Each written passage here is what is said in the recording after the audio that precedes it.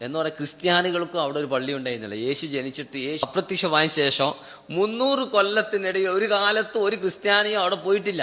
അവിടെ വിശുദ്ധ പ്രദേശമായിരുന്നില്ല ക്രിസ്ത്യാനികൾക്ക്. യേശു ജനിച്ചത് ബത്ലഹേമിലാണ്, അദ്ദേഹം വളർന്നത് നസ്രയത്തിലാണ്, അദ്ദേഹം ജീവിച്ച് വളർന്നതൊക്കെ ബൈത്തുൽ മഖ്ദസിന്റെ പരിസരത്താണ്. അദ്ദേഹത്തെ ജാരസന്തതി എന്ന് വിളിച്ചത് ജൂതന്മാരാണ്. മറിയമിനെ ചാരിത്രത്തെക്കുറിച്ച് സംശയം ഉന്നയിച്ചത് അവരാണ്. യേശുവിനെ കുരിശിലേറ്റാൻ റോമക്കാരോടൊപ്പം സഹകരിച്ച ഒരുപാട് പ്രവാചകന്മാരെ അവരിലേക്ക് വന്നിട്ടുണ്ട്. ആ പ്രവാചകന്മാരൊക്കെ ഇവരെന്ത് ചെയ്തിട്ടുണ്ട്? അത്യാവശ്യം കൈകാര്യം ചെയ്ത് വിടുകയും ചെയ്തിട്ടുണ്ട്. എന്ന് പറഞ്ഞാൽ വളരെ മോശമായ സ്വഭാവത്തിൽ ആ പ്രവാചകന്മാരോടൊക്കെ അവർ പെരുമാറുകയും ചെയ്തു. ഈ ഇസ്രായേലുമായിട്ട് ജൂതന്മാരും മുസ്ലിങ്ങളും തമ്മിൽ ഭയങ്കര പ്രശ്നമാണ്. നൂറ്റാണ്ടുകൾ നിൽക്കുന്ന കുടിപ്പക എന്നൊക്കെ പറഞ്ഞിട്ട് ഇവിടുത്തെ യുക്തിവാദികളും ഈ ക്രിസ്ത്യൻ ഈ കാസക്കാരൊക്കെ പ്രസംഗിക്കുന്നു. ഇന്ന് നമ്മളോടുള്ള ദേശം കൊണ്ട് ആരെങ്കിലും എന്തെങ്കിലും പറയുന്നുണ്ടെങ്കിൽ ഇതൊക്കെ ചെറിയ ചെറിയ വർത്താനം, വളരെ ലളിതമായ വർത്താനെ കൂട്ടിയാൽ മതി. അതുകൊണ്ട് അതിലൊന്നും കേട്ടിട്ട് നിങ്ങൾ ബേജാറായിട്ട് സോഷ്യൽ മീഡിയയിലൊന്നും ഇങ്ങനെ വാളൊന്നും എടുത്തിട്ട് പോയിട്ടൊന്നൊരു കാര്യമില്ല. അതിനേക്കാളും പലതും പറഞ്ഞവരാണ് ഈ ഷെരീഫുമാരും വലിയ വലിയ ആളുകൾ. സയനിസ്റ്റുകളുടെ വാദം ഇതാണ്: ഞങ്ങൾക്ക് യുണൈറ്റഡ് കിങ്ഡം ഓഫ് ഇസ്രായേൽ എന്ന് പറയുന്ന രാജ്യം ഫലസ്തീനിലുണ്ടായിരുന്നു, അത് സമാനമായ രാജ്യം നമുക്ക് ഉണ്ടാക്കണം എന്നാണ് പറയുന്നത്. പക്ഷേ ഈ യുണൈറ്റഡ് കിങ്ഡം ഓഫ് ഇസ്രായേൽ എന്ന് പറയുന്ന രാജ്യം ഞാൻ നേരത്തെ സൂചിപ്പിച്ച പ്രവാചകന്മാരുടെ കാലത്തില്ല, മൂസാ നബിയുടെ കാലത്തില്ല, യോശുവയുടെ കാലത്തുമില്ല. ഇസ്രായേൽ രാജ്യം ആദ്യമായി ഉണ്ടാകുന്നത് താലൂത്തിൻ ഈ അമാലിക്ക വംശജരെ തോൽപ്പിച്ചിട്ടാണ്. ഇസ്രായേൽ ഈ ഇന്ന് പറഞ്ഞുകൊണ്ടിരിക്കുന്നത് ഫലസ്തീൻ കേന്ദ്രീകരിച്ചുകൊണ്ട് ഒരു ജൂതരാഷ്ട്രം, ഇസ്രായേൽ എന്ന് പറയുന്ന രാഷ്ട്രം ഉണ്ടാകാനുള്ള അടിസ്ഥാനപരമായ കാരണമായിട്ട് ഞാൻ മനസ്സിലാക്കിയെടുത്തോളം 3 പ്രധാനപ്പെട്ട കാരണങ്ങൾ അവർ ഉന്നയിക്കുന്നുണ്ട്. വേറെയും കാരണങ്ങൾ ഉണ്ടാകാം. ഞാനിപ്പോൾ അവരുടെ വർത്തമാനങ്ങൾ അവർ പറയുന്നതിനേക്കാൾ അപ്പുറം അവരെ ന്യായീകരിക്കാൻ വേണ്ടി നമ്മുടെ നാട്ടിൽ ഇപ്പോൾ പലരും പറഞ്ഞുകൊണ്ടിരിക്കുന്നത് കേട്ടതിൻ്റെ അടിസ്ഥാനത്തിലാണ് ഈ 3 കാരണങ്ങൾ എൻ്റെ മനസ്സിലേക്ക് വരുന്നത്. എന്നാൽ ജൂതന്മാർ നമ്മൾ എന്തുകൊണ്ട് ഫലസ്തീനിൽ ഈ രാജ്യം ഉണ്ടാക്കാൻ ഉദ്ദേശിക്കുന്നു, അതുകൊണ്ട് ഒന്നാമത്തെ കാരണം ഇത്, രണ്ടാമത്തെ കാരണം ഇത്, മൂന്നാമത്തെ കാരണം എന്ന് പറഞ്ഞിട്ടുണ്ടോ എന്ന് എനിക്കറിയില്ല. എങ്കിലും നമ്മുടെ ഒരു വിശകലനമാണ്. അതിൽപ്പെട്ട ഏറ്റവും പ്രധാനപ്പെട്ട ഒരു കാരണം അവരുടെ അഭിപ്രായത്തിൽ ബനു ഇസ്രായേൽ സമുദായത്തിൻ്റെ ഹോം ലാൻഡാണ് ഈ ഫലസ്തീൻ, ജെറൂസലമും പരിസര പ്രദേശങ്ങളും ഉൾക്കൊള്ളുന്ന ഫലസ്തീൻ എന്നതാണ് അവരുടെ ഏറ്റവും പ്രധാനപ്പെട്ട ഒരു അവകാശവാദം. നമ്മുടെ കൂട്ടത്തിൽ ചില ആളുകൾ ആ സ്വഭാവത്തിൽ അതിൽ കുറച്ച് ശരിയില്ലേ എന്നൊക്കെ ഇടയ്ക്ക് എന്നോട് പോലും ചോദിച്ച ചില സന്ദർഭങ്ങൾ ഉണ്ടായിട്ടുണ്ട്. അതുകൊണ്ടാണ് ഞാൻ ഈ വിഷയം നമുക്ക് കുറച്ചുകൂടി കൃത്യത വേണ്ടതുണ്ട് എന്ന് തോന്നിയത്. കാരണം നമ്മൾ പ്രവാചകന്മാരുടെയൊക്കെ ചരിത്രം പഠിക്കുമ്പോൾ ഫലസ്തീൻ പ്രദേശത്തെ കേന്ദ്രീകരിച്ച് പ്രവർത്തിച്ച ഒരുപാട് പ്രവാചകന്മാരുടെ ചരിത്രം നമ്മൾ പഠിക്കുന്നുണ്ട്. അപ്പോൾ സ്വാഭാവികമായി അതൊക്കെ വെച്ചുകൊണ്ട് നമ്മൾ ആലോചിച്ചു പോകും, ആ പ്രവാചകന്മാരൊക്കെ അവിടെ ജീവിച്ചിട്ടില്ലേ? അപ്പോൾ ഈ വിഷയത്തെ എങ്ങനെ സമീപിക്കണം എന്നതൊരു പ്രത്യേക പ്രശ്നമാണ്. അത് വേണമെങ്കിൽ നമുക്ക് ഇൻഷാ അല്ലാഹ് ലാസ്റ്റ് സംസാരിക്കാം, ചർച്ച ചെയ്യാം. അപ്പോൾ ബനു ഇസ്രായേൽ സമുദായ ഇസ്രായേലിയരുടെ ബനു ഇസ്രായേൽ നമ്മൾ പറയുന്ന ഒരു പദപ്രയോഗമാണ് ഇസ്രായേലിൻ്റെ സന്തതികൾ. നമുക്കറിയുന്ന കാര്യം തന്നെയാണ്. യാക്കൂബ് പ്രവാചകൻ്റെ പേരാണ് ഇസ്രായേൽ എന്ന്. ഹിബ്രുവിൽ അതിന് ദൈവദാസൻ, ഇബാദുള്ള എന്നാണ്, അല്ലെങ്കിൽ അബ്ദുള്ള എന്നാണ് അതിൻ്റെ അർത്ഥം എന്നാണ് പറയപ്പെടുന്നത്. അപ്പോൾ ആ ഇസ്രായേലിൻ്റെ മക്കൾ എന്ന അർത്ഥത്തിലാണ് ഇവരറിയപ്പെടുന്നത്. അപ്പോൾ അവർ പറയുന്നത് ഫലസ്തീൻ എന്ന് പറയുന്ന പ്രദേശത്ത് പണ്ട് മുതലേ താമസിച്ച പ്രവാചകനാണ് യാക്കൂബ് പ്രവാചകന് എന്നതാണ് അവർ പറയുന്നത്. പക്ഷെ അവർ യാക്കൂബ് പ്രവാചകനിലെ അവരുടെ ഒരു ബന്ധം ചാർത്തുമ്പോൾ കുറച്ച് പ്രശ്നങ്ങളുണ്ട്. അത് ഞാൻ പിന്നീട് പറയാം. അപ്പോൾ യാക്കൂബ് പ്രവാചകൻ അവിടെ ജീവിച്ചു. വസ്തുതാപരമായി നോക്കുമ്പോൾ ചരിത്രപരമായി യാക്കൂബ് പ്രവാചകൻ അവിടെ ജീവിച്ചിട്ടുണ്ട്, ശരി തന്നെയാണ്. അദ്ദേഹത്തിൻ്റെ പിതാവായിരുന്നു ഐസക് അഥവാ ഇസ്ഹാഖ് നബി. അദ്ദേഹത്തിൻ്റെ പിതാവാണ് ഇബ്രാഹിം നബി അലൈഹി സ്വലാം. അപ്പോൾ ചരിത്രത്തിൽ അറിയപ്പെട്ട 3 പ്രവാചകന്മാർ, ഇബ്രാഹിം അലൈഹി സ്വലാം, ഇസ്ഹാഖ് നബി അലൈഹി സ്വലാം, യാക്കൂബ് അലൈഹി സ്വലാം, ഈ 3 പ്രവാചകന്മാരും അവിടെ ജീവിച്ചു എന്ന് ചോദിച്ചാൽ അവിടെ സ്ഥിരതാമസമാക്കി എന്ന് പറയാൻ പറ്റുന്ന ഒരു ചരിത്ര തെളിവുമില്ല. കാരണം ഇബ്രാഹിം അലൈഹി സ്വലാം ജനിച്ചിരിക്കുന്നത് ഇറാഖിലെ ഊർ പട്ടണത്തിലാണ് എന്നാണ് പറയപ്പെടുന്നത്. ഊർ എന്നതിനെക്കുറിച്ച് പോലും പറയുന്നത് അതിന് വീട് എന്നൊക്കെ അർത്ഥമുണ്ട്, നഗരം, വീട് എന്നൊക്കെ അർത്ഥമുണ്ട്. അങ്ങനെയാണ് നമ്മൾ സാധാരണ മലയാളം പല ഭാഷകളുമായിട്ട് ആ പദത്തിൻ്റെ ബന്ധമുണ്ട് എന്നൊക്കെ പറയുന്ന ആളുകളുണ്ട്. ഏതായാലും അദ്ദേഹം ജനിച്ചത് അവിടെയാണ്. അപ്പോൾ ഇറാഖിൽ നിന്ന് അപ്പോൾ ഇറാഖ് എന്ന് പറഞ്ഞാൽ നിയർ ഈസ്റ്റ് എന്ന പേരിലാണ് ചരിത്രത്തിൽ നിയർ ഈസ്റ്റ് എന്ന പേരിലാണ് ഇത് ചരിത്രത്തിൽ അറിയപ്പെടാറുള്ളത്. അപ്പോൾ ഈ പ്രദേശത്ത് അവർ താമസിച്ചു എന്നാണ്. അപ്പോൾ അങ്ങനെ താമസിച്ച ഇബ്രാഹിം അലൈഹി സ്വലാം അവിടെ താമസിച്ചു. ഇസ്ഹാഖ് അലൈഹി സ്വലാം പിന്നീട് ഇബ്രാഹിം അലൈഹി സ്വലാമാണ് ഇസ്ഹാഖ് നബിയെയും കൊണ്ട് അങ്ങോട്ട് വരുന്നത്. ഇസാഖ് നബിയുടെ പ്രബോധന മേഖല, പ്രവർത്തന മേഖല ആ പരിസരമായിരുന്നു എന്നാണ് ചരിത്രത്തിൽ മനസ്സിലാക്കാൻ പറ്റുന്നത്. പിന്നെ അദ്ദേഹത്തിൻ്റെ മകനാണ് യാക്കൂബ് പ്രവാചകൻ അഥവാ ജേക്കബ്, ബൈബിളിൻ്റെ വിവരണമനുസരിച്ച് ജേക്കബ്. അപ്പോൾ ഇവിടെ നമ്മൾ മനസ്സിലാക്കേണ്ട, അപ്പോൾ ഇങ്ങനെ പറയുമ്പോൾ നമ്മൾ ചോദിക്കേണ്ട വളരെ പ്രധാനപ്പെട്ട ചോദ്യം, ഈ പ്രവാചകന്മാർ കേൾക്കുന്നില്ലേ? ഞാനിങ്ങനെ ഒരു സ്റ്റേജൊക്കെ കണ്ടുകൊണ്ട് ഇതൊരു വർക്ക്ഷോപ്പ് മോഡലായിട്ട് കുറച്ച് താഴെ ആയിരിക്കുന്ന വിചാരിച്ചത്, എനിക്കതൊക്കെ സൗകര്യം. അപ്പോൾ പിന്നെ അതിൽ യുവാക്കണ്ടി ഇങ്ങോട്ട് മാറുന്നത്. കേൾക്കുന്നില്ല?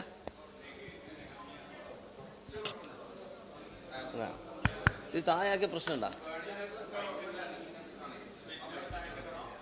അതൊക്കെ ഒരു സൗകര്യം എനിക്ക് തോന്നുന്നു. എപ്പോഴും പ്രസംഗിക്കുന്നതാണ് പുതിയ കോത്തി, അങ്ങനെ എല്ലാണ്ട് പ്രസംഗിക്കാൻ ചെയ്യുന്ന വന്നു കാണൂല.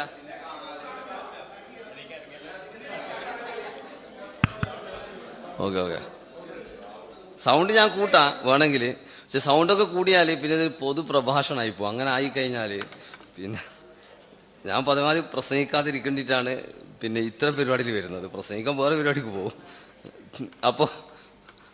അപ്പോൾ ഇവിടെ ഈ പ്രവാചകന്മാര് ഒരു ശൂന്യമായ ഒരു പ്രദേശത്ത് ജീവിച്ചവരായിരുന്നില്ല. ബൈബിളിൻ്റെ തന്നെ വിവരണം അനുസരിച്ച് ക്രിസ്തുവിനും 2500 വർഷങ്ങൾക്ക് മുമ്പ് വരെ ഈ പ്രദേശത്ത് പല ജനവിഭാഗങ്ങളും താമസിച്ചിട്ടുണ്ടെന്നാണ് മനസ്സിലാകുന്നത്. ഓരോ നാട്ടിലും ആദ്യം ആരാണ് താമസിച്ചതെന്നൊക്കെ നമുക്ക് ചരിത്രത്തിലൂടെ കണ്ടെത്താൻ സാധ്യമല്ല. കാരണം ചരിത്രം എന്ന് പറഞ്ഞാൽ ഒന്ന് നമുക്ക് കിട്ടിയ തെളിവുകളുടെ, പുരാവസ്തു ഗവേഷണത്തിൻ്റെയും തെളിവുകളുടെയും അടിസ്ഥാനത്തിലാണ് ഒരു നാട്ടിൽ ഏതെങ്കിലും ജനവിഭാഗം ജീവിച്ചിട്ടുണ്ടോ ഇല്ലേ എന്ന് നമ്മൾ തീരുമാനിക്കുക. രണ്ടാമതായി ആ തെളിവുകൾ തന്നെ, ചില തെളിവുകൾ നമുക്ക് വായിക്കാൻ പറ്റുന്ന എഴുതപ്പെട്ട ചരിത്രമുള്ള, അല്ലെങ്കിൽ പിന്നെ ആർട്ട് ഓഫ് റൈറ്റിംഗ്, എഴുത്തുവിദ്യ കണ്ടുപിടിച്ചതിന് ശേഷമുള്ള ചരിത്രം, അതുപോലും നമുക്കിന്ന് കൃത്യപ്പെടുത്താൻ സാധ്യമല്ല. കാരണം ആദ്യത്തെ എഴുത്ത് വിദ്യ, ആദ്യത്തെ ഭാഷ, ആദ്യത്തെ ലിപികൾ, അതൊന്നും ഇന്നും പൂർണ്ണമായിട്ടും മനുഷ്യന്മാർക്ക് മനസ്സിലാക്കാനോ വായിക്കാനോ സാധിച്ചിട്ടില്ല. അപ്പം ഇങ്ങനെയുള്ള ഒരുപാട് പ്രശ്നങ്ങൾ ചരിത്രവുമായി ബന്ധപ്പെട്ടിട്ടുണ്ട്. പക്ഷേ ക്രിസ്തുവിനും എത്രയോ നൂറ്റാണ്ടുകൾക്ക് മുമ്പ്, 2500 വർഷങ്ങൾക്ക് മുമ്പ് തന്നെ ഈ പ്രദേശങ്ങളിലൊക്കെ ജനങ്ങൾ അധിവസിച്ചിരുന്നു എന്നാണ് വിശ്വസനീയമായ ഒരുപാട് ചരിത്രഗ്രന്ഥത്തിൽ, മോഡേൺ ചരിത്രഗ്രന്ഥത്തിലും ബൈബിളിൻ്റെ തന്നെ വിവരണം പരിശോധിക്കുമ്പോൾ തന്നെ അങ്ങനെ തന്നെയാണ് മനസ്സിലാകുന്നത്. ഇബ്രാഹിം പ്രവാചകനായിട്ട് ബൈബിളിൻ്റെ വിവരണം അനുസരിച്ച്, ബൈബിളിൻ്റെ ചരിത്ര വിവരണത്തിലൊക്കെ ഒരുപാട് പ്രശ്നമുണ്ട്. അല്ലാണ്ട് ബൈബിളിൽ പറഞ്ഞൊക്കെ വളരെ വളരെ അക്യുറേറ്റ് ആയ ഒരു ഡാറ്റ അതിലുണ്ട് എന്ന് നമ്മൾ വിശ്വസിക്കണം. കാരണം ആ വിവരണം, പക്ഷെ നമ്മൾ അവരോട് പറയുമ്പോൾ ആ വിവരണം അനുസരിച്ച് കൊണ്ട് തന്നെ അത് വെച്ചിട്ടല്ല മറുപടി പറയാൻ പറ്റുള്ളൂ. ഖുർആനാകട്ടെ നമുക്കൊരു സൗകര്യമുണ്ട്, ഈ കൊല്ലമൊന്നും പറഞ്ഞിട്ടില്ല. അതുകൊണ്ട് നമ്മൾ രക്ഷപ്പെട്ട് പിന്നെ അതിൻ്റെ പേരിൽ നമ്മൾ ഇതിൻ്റെ ബാധ്യത ഏറ്റെടുത്ത് നടക്കേണ്ട ആവശ്യമില്ല. പക്ഷെ ബൈബിളിൽ 1800 BC 1800 ഇബ്രാഹിം പ്രവാചകൻ്റെ കാലഗണന ബൈബിൾ പറയുന്നത്. പക്ഷേ ബൈബിളിൻ്റെ പ്രവാചക ഇബ്രാഹിമിൻ്റെയും നൂഹ് നബിൻ്റെയൊക്കെ കാലഗണന തമ്മിലുള്ള വ്യത്യാസമൊക്കെ നോക്കുമ്പോൾ ഒരു 50 കൊല്ലത്തിൻ്റെയൊക്കെ വ്യത്യാസം കാണുന്നത്. അതുകൊണ്ടാണ് ഞാൻ പറയുന്നത് ബൈബിളിൻ്റെ ചരിത്ര വിവരണത്തിൽ ഒരുപാട് പ്രശ്നങ്ങളുണ്ട്. സെയ്ദ് മൗദൂദി ഇബ്രാഹിം നബിൻ്റെ കാലഘടന എനിക്ക് തോന്നുന്നത് BC ഏകദേശം 2000, ക്രിസ്തുവിന് 2000 വർഷം മുമ്പ് എന്ന അർത്ഥത്തിലാണ് മൗദൂദി പറഞ്ഞിരിക്കുന്നതാണ് എൻ്റെ ഒരു ധാരണ. 2000 എന്നാണ് പറഞ്ഞിരിക്കുന്നത്. അപ്പോൾ അതിനു മുമ്പ് തന്നെ അവിടെ എന്തുണ്ട്, ഒരുപാട് ജനവിഭാഗങ്ങളുണ്ട്. ആരായിരുന്നു അവിടുത്തെ ആദിമവാസികൾ എന്നതിനെക്കുറിച്ചും ഹിസ്റ്റോറിയൻസിനിടയിൽ ഒരുപാട് അഭിപ്രായ വ്യത്യാസങ്ങളുണ്ട്. അഭിപ്രായ വ്യത്യാസം ആർക്കും അറിയില്ല ആദ്യം ആരാ താമസിച്ചത്. പക്ഷെ 2500 അവിടെ താമസിച്ച ഒരു വിഭാഗമായിരുന്നു അമേരിയൻസ് എന്ന പേരിൽ അറിയപ്പെടുന്ന അമാരിക്കുകൾ എന്നല്ല, അമേരിയൻസ് അല്ലെങ്കിൽ അമൂരികൾ എന്ന് ചില പുസ്തകത്തിൽ കാണുന്നുണ്ട് മലയാളത്തിൽ. അപ്പം ഈ പിന്നെ മൗദൂദി സാഹിബ് അതിന് പ്രയോഗിച്ചിരിക്കുന്ന പ്രയോഗം അമേരികൾ എന്നാണ് മൗദൂദി സാഹിബ് പ്രയോഗിച്ചിരിക്കുന്ന പ്രയോഗം. അപ്പോൾ അങ്ങനത്തെ ഒരു വിഭാഗം അവിടെ ഉണ്ടായിരുന്നു. അവരാരാണ് എന്നതിനെക്കുറിച്ച് ചരിത്രകാരന്മാർ പറഞ്ഞിരിക്കുന്നത് അറേബ്യൻ ദ്വീപുകളിൽ നിന്ന്, അറേബ്യയുടെ ഭാഗങ്ങളിൽ നിന്ന് അങ്ങോട്ടേക്ക് കടന്നു വന്ന കുടിയേറിയ ഒരു ജനവിഭാഗമായിരുന്നു എന്നാണ്. അതുകൊണ്ട് ഇത് അറബികൾക്ക് അവകാശപ്പെട്ടതാണെന്ന് നമ്മൾ ബാധിക്കാനേ പാടില്ല. കാരണം നമുക്ക് അങ്ങനത്തെ ഒരു വാദമില്ല. ഒരു രാജ്യത്ത് ആദ്യം വന്നവർക്ക്, കാരണം നമ്മളെ കൺസെപ്റ്റ് അനുസരിച്ച് ആദവും ഹൗവയും ഏതൊരു നാട്ടിൽ ജീവിച്ചു, അവിടുന്ന് മനുഷ്യന്മാർ സ്പ്രെഡ് ചെയ്തു എന്നാണ്. അപ്പോൾ സ്വാഭാവികമായിട്ടും ആദവും ഹവ്വയും ജീവിച്ച ഒരു നാട്ടിലെ ഒറിജിനൽ പീപ്പിൾ ഉണ്ടാവുള്ളൂ. ഒറിജിനൽ പിന്നെ ആ നാട്ടിൻ്റെ നേറ്റീവ്സ് എന്ന് പറയുന്ന ഒരു വിഭാഗമുള്ളൂ. ബാക്കി എല്ലാ നേറ്റീവ്സും ആ പ്രദേശത്ത് നിന്ന് ലോകത്തിൻ്റെ വിവിധ ഭാഗങ്ങളിൽ കുടിയേറിയതാണ്. ഇതാണ് നമ്മുടെ ഒരു പിന്നെ ആൻഡ്രോപോളജിക്കൽ പെർസ്പെക്റ്റീവ്, നമ്മുടെ ഇസ്ലാമിൻ്റെതായ ഒരു ആൻഡ്രോപോളജി ഇങ്ങനെയാണ്. അപ്പം അതുകൊണ്ട് തന്നെ നമ്മൾ ആദ്യം ഇവിടെ വന്നത് നമ്മളാണ്, പിന്നെ വന്നത് മറ്റവരാണ് എന്ന വാദം എൻ്റെ അഭിപ്രായത്തിൽ ഇസ്ലാമികമായൊരു പെർസ്പെക്റ്റീവിൽ നമുക്ക് അങ്ങനത്തെ ഒരു വാദം ഉന്നയിച്ചുകൊണ്ട് ഒരു കാര്യവും നമുക്ക് സ്ഥാപിക്കേണ്ട ആവശ്യമില്ല. അപ്പോൾ പക്ഷേ ഫലസ്തീനിൻ്റെ വിഷയം വരുമ്പോൾ ഈ ബനു ഇസ്രയേലരാണ്, ഇസ്രയേൽ സന്തതികൾ അവിടുത്തെ ആദിമവാസികളാണ്, അവരുടെ എന്ന ഒരു വാദം ചരിത്രപരമായി ശരിയല്ല. കാരണം അതിനു മുമ്പ് തന്നെ അവിടെ ആരുണ്ട്, ജനങ്ങളുണ്ട് എന്ന് സൂചിപ്പിക്കാനാണ് BC 2500 തന്നെ ഒരു വിഭാഗം അവിടെ ഉണ്ടായിരുന്നു. ആ വിഭാഗം തന്നെ അറേബ്യയിൽ നിന്ന് അങ്ങോട്ടേക്ക് കുടിയേറി വന്നവർ എന്നാണ് പറയപ്പെടുന്നത്. പിന്നെ അവിടെ ഉണ്ടായിരുന്ന യബീസികൾ എന്ന പേരിൽ അറിയപ്പെടുന്ന യബീസിയർ എന്ന് ചില പുസ്തകത്തിൽ കാണാൻ പറ്റും. അപ്പോൾ അങ്ങനത്തെ ഒരു വിഭാഗം അവിടെ ഉണ്ടായിരുന്നു. ആ വിഭാഗവും അറേബ്യൻ ഭാഗങ്ങളിൽ നിന്ന് കുടിയേറിയവരെന്നാണ് അറിയപ്പെടുന്നത്. മൂന്നാമതായി ആ പേര് ഫലസ്തീൻ എന്ന് പറയുന്ന പേര് തന്നെ ലഭിച്ചിരിക്കുന്നത് പലസ്ത എന്ന് പറയുന്ന ഒരു പ്രദേശം, ഒരു ഈ മധ്യധരനാഴിയിലുള്ള ചില ദ്വീപുകളിൽ നിന്ന് ചില വിഭാഗങ്ങൾ അവിടെ കയറുകയും അവർ താമസിച്ച ആ പ്രദേശം ഈ ഫലസ്ത എന്ന് പറയുന്ന അല്ലെങ്കിൽ ഫിലസ്ത എന്ന് പറയുന്ന ഒരു പ്രദേശത്തായിരുന്നു എന്നും അവിടെ താമസിച്ചവരെന്ന അർത്ഥത്തിൽ അവരെ ഇങ്ങനെ വിളിച്ച് അത് ലോപിച്ചിട്ടാണ് ഫലസ്തീൻ എന്ന് വന്നത് എന്ന് പറയുന്നുണ്ട്. അപ്പം അങ്ങനെ ജനസമൂഹങ്ങൾ ഉണ്ടാകാൻ സാധ്യതയുണ്ടോ എന്ന് ചോദിച്ചാൽ ജനസമൂഹങ്ങൾ ഉണ്ട് എന്ന് തന്നെയാണ് നമ്മുടെ ഉറച്ച വിശ്വാസം. കാരണം ഇബ്രാഹിം നബി ഇസ്ഹാഖ് നബിനെ ഫലസ്തീൻ അദ്ദേഹത്തിൻ്റെ പ്രബോധന പ്രവർത്തന മേഖലയായി സ്വീകരിക്കാനുള്ള കാരണം അവിടെ മനുഷ്യന്മാരുള്ളതുകൊണ്ടാണ്. മനുഷ്യന്മാരില്ലാത്തടത്തൊരു പ്രവാചകനെ കൊണ്ടുപോകേണ്ട ആവശ്യമില്ല. അപ്പോൾ നിങ്ങൾ ചോദിക്കുമ്പോൾ അറേബ്യയിലോ? അറേബ്യയിൽ മനുഷ്യന്മാരുണ്ട്, മക്കയുടെ പരിസരത്തിലേ മനുഷ്യന്മാരില്ലാത്തുള്ളൂ. അറേബ്യ മനുഷ്യന്മാരില്ലാത്ത സ്ഥലത്തല്ല. ഇസ്മായിൽ നബിനെ വിജനമായ അറേബ്യയിലല്ല ഇബ്രാഹിം നബി കൊണ്ടുവന്നത്. മക്കയിൽ പണ്ട് മനുഷ്യന്മാരുണ്ടായിരുന്നു. അവിടെ എങ്ങനെ ആളുകൾ ഇല്ലാതായി നമുക്കറിയില്ല. കാരണം കഅബാലയത്തെക്കുറിച്ചുള്ള ഇസ്ലാമിൻ്റെ കോൺസെപ്റ്റ് തന്നെ കഅബാലയം ഇബ്രാഹിം നബി പുനർനിർമ്മിച്ചു എന്നാണ്. അള്ളാഹുവിനെ ആരാധിക്കാൻ വേണ്ടി ആദ്യമായി നിർമ്മിക്കപ്പെട്ട ഭവനമാണ് കഅബ എന്ന് പറയുമ്പോൾ അവിടെ ആളുകൾ ഉണ്ടാവണമല്ലോ, അള്ളാഹിനെ ആരാധിച്ച ആളുകൾ ഉണ്ടാകണമല്ലോ. പക്ഷെ പിന്നീട് അവർ അവിടുന്ന് ആ പരിസരത്ത് നിന്ന് ഡിസപ്പിയർഡായി. പക്ഷേ അറേബ്യൻ ഉപദ്വീപിൽ ഒരുപാട് ആളുകളുണ്ടായിരുന്നു. ആളുകളിങ്ങനെ കാലാവസ്ഥാ മാറ്റത്തിനനുസരിച്ച് സർവൈവലിൻ്റെ ഭാഗമായിക്കൊണ്ട് പിന്നെ അന്നത്തെ ഒരു സൊസൈറ്റി തന്നെ പൊതുവെ ഇങ്ങനെ നാടോടി ജീവിതം നയിക്കുന്നവരായതുകൊണ്ട് ഇങ്ങനെ ആളുകൾ ഇങ്ങനെ പല പ്രദേശങ്ങളിലേക്ക് മാറുകയും കുടിയേറുകയും സ്പ്രെഡ് ചെയ്യുകയും ചെയ്തു എന്നതാണ് മനുഷ്യ ചരിത്രത്തെക്കുറിച്ച് പൊതുവെ നിലനിൽക്കുന്ന ധാരണ. അപ്പോൾ ഇസ്ഹാഖ് നബി അങ്ങോട്ട് വരാൻ തന്നെ കാരണം അവിടെ ഒരു വിഭാഗം ഉണ്ടായിരുന്നു. അവരിലെ ഒരു പ്രബോധന പ്രവർത്തകരെ നടത്താൻ വേണ്ടിയിട്ടാണ് അദ്ദേഹത്തെ കൂട്ടി ഇബ്രാഹിം അങ്ങോട്ട് വരുന്നത്. അപ്പോൾ ഈ അർത്ഥത്തിൽ ഫലസ്തീൻ എന്ന് പറയുന്നത് ആരും താമസിക്കാത്തൊരു നാട്ടിൽ പെട്ടെന്ന് ആദ്യമായിട്ട് വന്നവരോ അല്ലെങ്കിൽ അവിടെ തനിയെ ഉണ്ടായവരോ അല്ല ഈ ഇസ്ഹാഖ് നബിയുടെ മകനായ യഅ്കൂബ് നബിയും അദ്ദേഹത്തിൻ്റെ സന്തതികളും എന്നതാണ് അതിൽ മനസ്സിലാക്കേണ്ട വളരെ പ്രധാനപ്പെട്ട ഒരു കാര്യം. അതുകൊണ്ട് തന്നെ ജൂതന്മാരുടെ യഹൂദികളുടെ ഇത് അവരുടെ ഒരു സവിശേഷമായ ഭൂമിയാണ് എന്ന ആ വാദം ചരിത്രപരമായി തെറ്റാണ്. രണ്ടാമത്തെ പ്രശ്നം, ഈ ആളുകൾ തന്നെ ഇസ്ഹാഖ് നബിക്ക് ശേഷം യഅ്കൂബ് നബി ഫലസ്തീൻ ഉപേക്ഷിച്ചു പോകുന്നുണ്ട്. യഹൂദികൾ ഇസ്രയേൽ എന്ന് പറയുന്ന വളരെ പ്രധാനപ്പെട്ട ഒരു വാദമാണ്, ഇത് വിശുദ്ധമായ ഒരു മണ്ണാണ്, യഹോവ അവർക്ക് വിശുദ്ധമായ ഒരു മണ്ണ് എന്നർത്ഥത്തിൽ അവർക്ക് വാഗ്ദാനം ചെയ്ത ഒരു പ്രദേശമാണ്. പക്ഷേ ഈ വിശുദ്ധമായ മണ്ണിൽ നിന്ന് യഅ്കൂബ് അലൈഹിസ്സലാം അല്ലെങ്കിൽ ജാക്കബ് ആ വിശുദ്ധമായ മണ്ണ് ഉപേക്ഷിക്കുന്നത്. അതിൻ്റെ കാരണം നമുക്കറിയാം. അദ്ദേഹത്തിൻ്റെ മകൻ യൂസുഫ് അലൈഹിസ്സലാം അദ്ദേഹത്തെ എന്ത് ചെയ്ത് അദ്ദേഹം ഈജിപ്തിലെത്തിപ്പെടുന്നു. അത് ഞാനിപ്പോൾ വിശദീകരിക്കും, നമുക്കറിയുന്ന കാര്യങ്ങളാണ്. അപ്പോൾ ഈജിപ്തിൽ യൂസുഫ് അലൈഹിസ്സലാം അവിടുത്തെ ഭരണാധികാരിയാകുന്നു. ബൈബിൾ ജോസഫ് എന്ന് പറയുന്ന ഈ പ്രവാചകൻ ഭരണാധികാരിയായപ്പോൾ പിതാവിനോടും സഹോദരന്മാരോടും ഈജിപ്തിലേക്ക് വരാൻ പറയുന്നു. അപ്പോൾ അങ്ങനെ ഇസ്രയേൽ എന്ന് പറയുന്ന ഈ പ്രവാചകൻ തന്നെ, അവർ പറയുന്ന ഇസ്രയേൽ. അപ്പോൾ യഥാർത്ഥത്തിൽ ഇവർ ഈ വാദം ഉന്നയിച്ചു കഴിഞ്ഞാൽ ഇവരുടെ വാദം ഇവിടെ നിൽക്കില്ല. ഇവർക്ക് ഇതിനേക്കാളും പ്രധാനപ്പെട്ട പ്രദേശമാണ് പിന്നെ ഈജിപ്ത്. കാരണം രണ്ട് പ്രത്യേകത ഈജിപ്തിനുണ്ട്. ഒന്ന്, യഅ്കൂബ് പ്രവാചകൻ അഥവാ ഇസ്രയേൽ എന്ന് പറയുന്ന പ്രവാചകന് അദ്ദേഹത്തിൻ്റെ മക്കളെയും വംശപരമ്പര എല്ലാവരെയും കൂട്ടിക്കൊണ്ട് പലായനം ചെയ്യുന്നത് ഈജിപ്തിലേക്കാണ്. രണ്ട്, അവർക്ക് അവതീർണമായ തൗറാത്ത്, ആ തൗറാത്ത് ലഭിച്ച പ്രവാചകൻ മൂസ അലൈഹി ഇസ്ലാം ജനിക്കുന്നതും ഈജിപ്തിലാണ്. അപ്പോൾ ഈജിപ്തിലേക്ക് പോയി. ഞാനിപ്പോൾ ഈജിപ്തിലേക്ക് പോയതിനെ കുറിച്ചാണ് പറയുന്നത്. അപ്പോൾ ഈജിപ്തിലേക്ക് പോയപ്പോൾ ഇത് അവരുടെ ഒരു സവിശേഷമായ വിശുദ്ധമായ അല്ലെങ്കിൽ ആ സമുദായത്തിന് വേണ്ടി അള്ളാഹു കർത്താവ് യഹോവ സവിശേഷം തിരഞ്ഞെടുത്ത ഒരു നാടാണെങ്കിൽ ആ നാട് ഉപേക്ഷിച്ച് പോകേണ്ട ആവശ്യമില്ലല്ലോ, ഉപേക്ഷിച്ച് പോകാതിരിക്കലേ വേണ്ടത്. അപ്പോൾ അതൊക്കെ അവർ പിന്നീടുണ്ടാക്കിയ വാദങ്ങളാണ്. എന്ന് പറഞ്ഞാൽ ബൈബിളിലോ അല്ലെങ്കിൽ അനുബന്ധമായ ഗ്രന്ഥങ്ങളിലോ അങ്ങനെയുള്ള വാദങ്ങൾ ഉണ്ടെങ്കിൽ തന്നെ ഇസ്രായേൽ പ്രവാചകൻ ചെയ്ത പ്രവൃത്തിയുമായി നമ്മൾ തുലനം ചെയ്യുമ്പോൾ അത് പിന്നീടുണ്ടാക്കിയ വാദമാണ് എന്ന് കാണാൻ സാധിക്കും. ഈജിപ്തിൽ പോയതിനു ശേഷം ഈജിപ്തിൽ അവരവിടുത്തെ ഭരണാധികാരികളായി. ഏകദേശം നല്ലൊരു കാലം, ഏകദേശം 600 വർഷത്തോളം. മൗദൂദി സാഹിബ് 1000 വർഷത്തോളം എന്ന് പറയുന്നത്. പക്ഷേ ഞാൻ ഈ ബൈബിളിനെ ഉപജീവിച്ച് പറയുന്ന ഈ ചരിത്ര വിവരണത്തിൽ 1000 വർഷത്തിന് സ്പേസ് ഇല്ലാത്തതുകൊണ്ട് ഞാൻ 600-700 വർഷം എന്ന് പറയുന്നത്. കാരണം ബൈബിൾ വിവരണ പ്രകാരം മൂസ പ്രവാചകൻ വരുന്നത് ക്രിസ്തുവിനും 1250 വർഷങ്ങൾക്ക് മുമ്പാണ്. അപ്പോൾ ക്രിസ്തുവിന് 1200 വർഷങ്ങൾക്ക് മുമ്പാണ് മൂസാ നബി വരുന്നത്.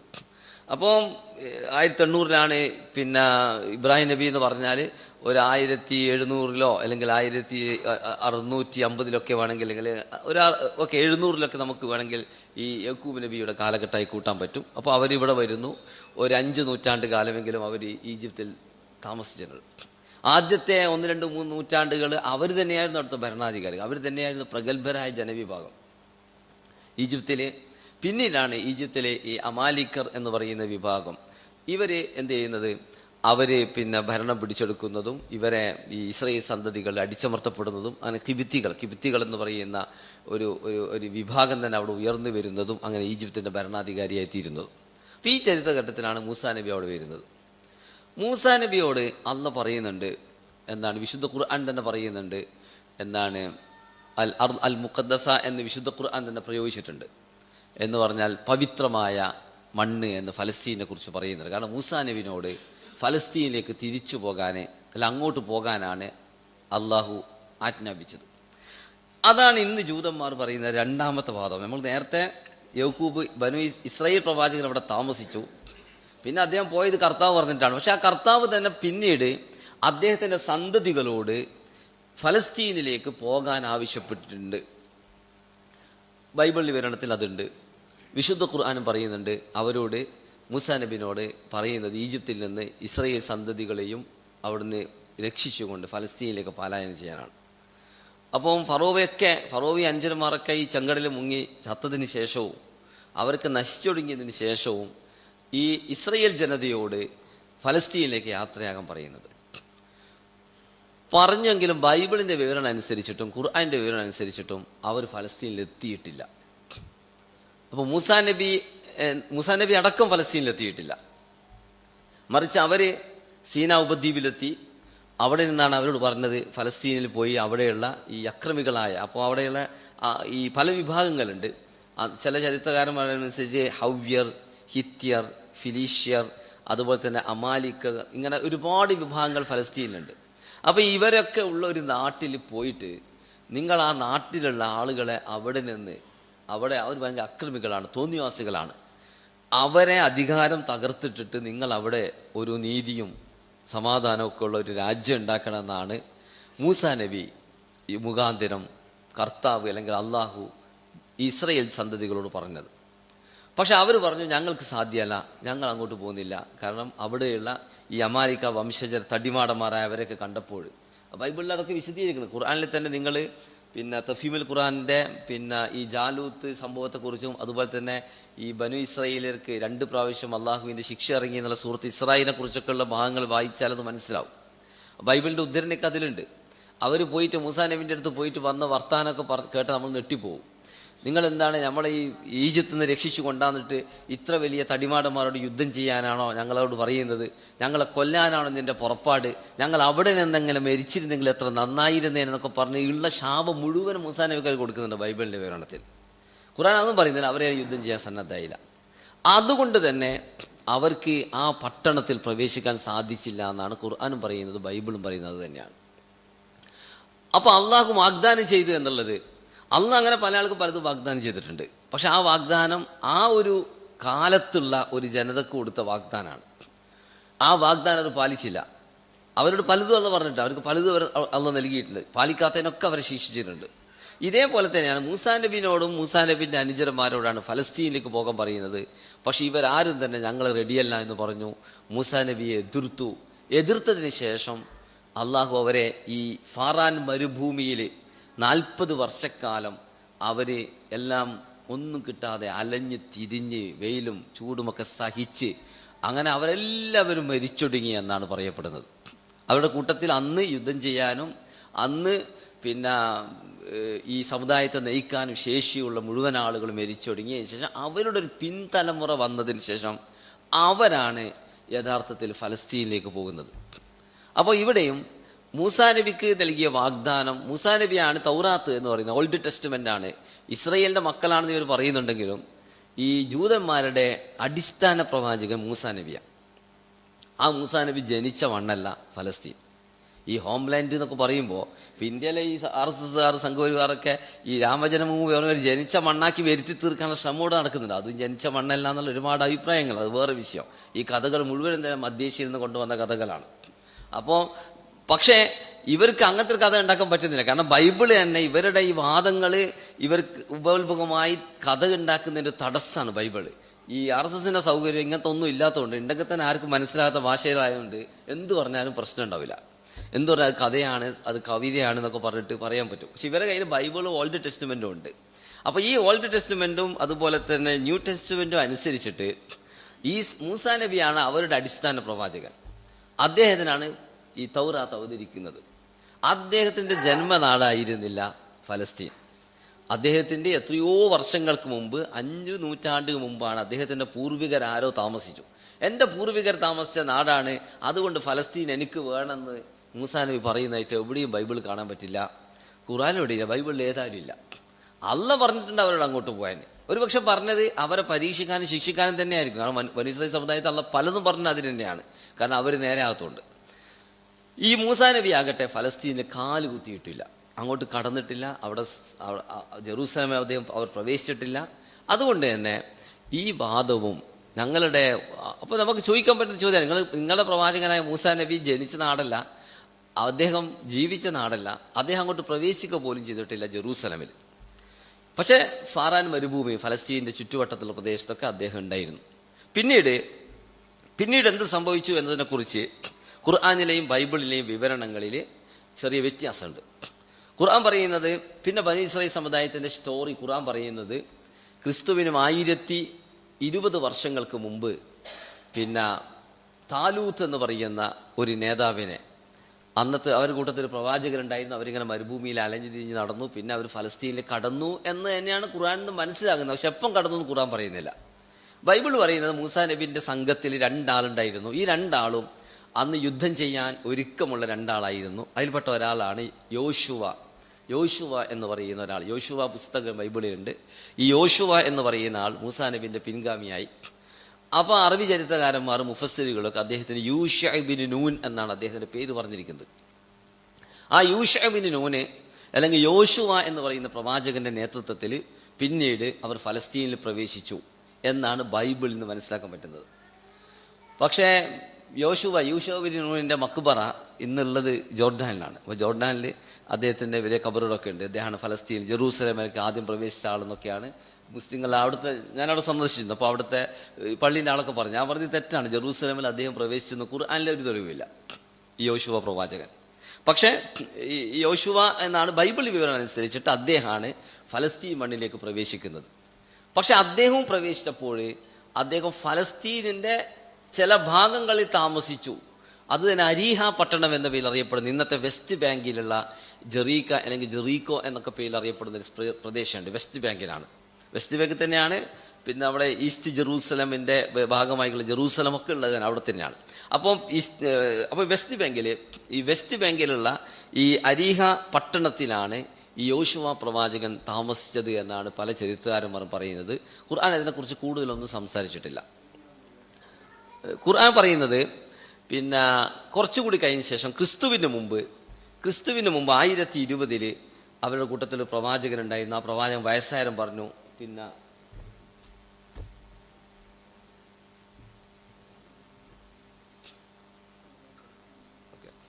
അപ്പോൾ ഈ യോശുവ ഈ പ്രവാചകനോട് പിന്നെ ഈ വയസ്സായവൻ പറഞ്ഞു, നിങ്ങളെന്ത് വയസ്സായ പ്രവാചകൻ, നമുക്ക് പ്രവാചകനെ കൊണ്ട് കാര്യമില്ല, രാജാവിനെ വേണമെന്ന് അവർ പറഞ്ഞു.